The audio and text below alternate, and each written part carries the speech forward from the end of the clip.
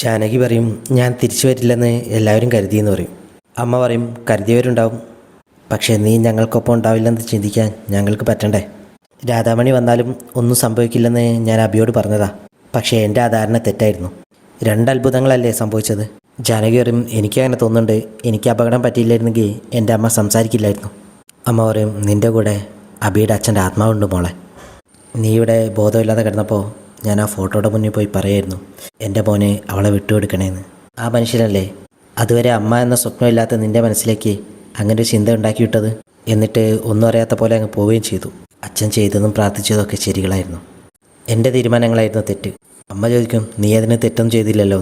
ജാനകി പറയും, ഞാൻ അപർണയെ തിരഞ്ഞെടുത്തത് തന്നെ ഒരു തെറ്റായിരുന്നു, അത് ആ കുടുംബത്തിനെ മൊത്തം ബാധിച്ചു എന്ന് പറയും. അമ്മ പറയും, അവളുടെ ഈ അഹങ്കാരമൊക്കെ നിർത്താൻ എനിക്കറിയാം. ഇത് ഞാൻ ഒരുപാട് തട്ടം പറയാമെന്ന് വിചാരിച്ച് പിന്നെ വേണ്ടെന്ന് വെച്ചതാ. ഒരു ദിവസം അവൾ നിനക്ക് വേണ്ടി പൊട്ടിക്കരയും.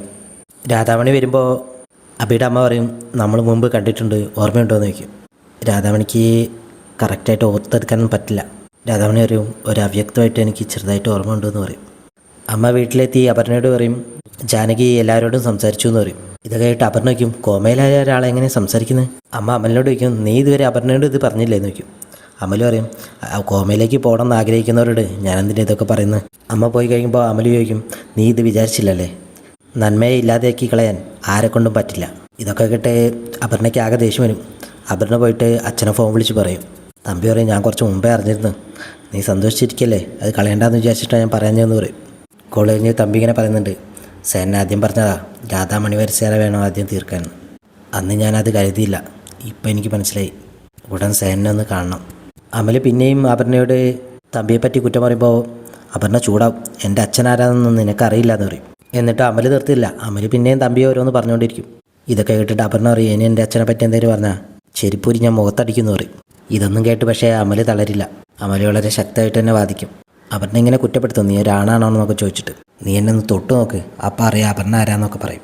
അമൽ പറയും, നിന്നെ കീഴ്പ്പെടുത്താൻ എനിക്ക് തൊടുവൊന്നും വേണ്ട, എനിക്കൊരൊറ്റ വാക്ക് മതി എന്ന് പറയും. ജാനകി രാധാമണിയോട് തമ്പിയുടെ കാര്യങ്ങളൊക്കെ പറയാം, കേസ് കൊടുത്ത കാര്യങ്ങളൊക്കെ.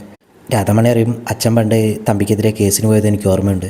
അമ്മ ചോദിക്കും, എന്നെ നീ എങ്ങനെ കണ്ടെത്തി, അതൊന്ന് പറയാമെന്ന് പറയും. ജാനകി പറയും, ഞാൻ പറഞ്ഞിട്ടുണ്ട്, അമ്മയ്ക്ക് ഓർമ്മയില്ല. എന്നിട്ടാ സൂര്യനാരായണൻ തമ്പി കാരണം ഉണ്ടായ പ്രശ്നങ്ങളൊന്നും അന്ന് അച്ഛൻ അറിഞ്ഞിരുന്നില്ല.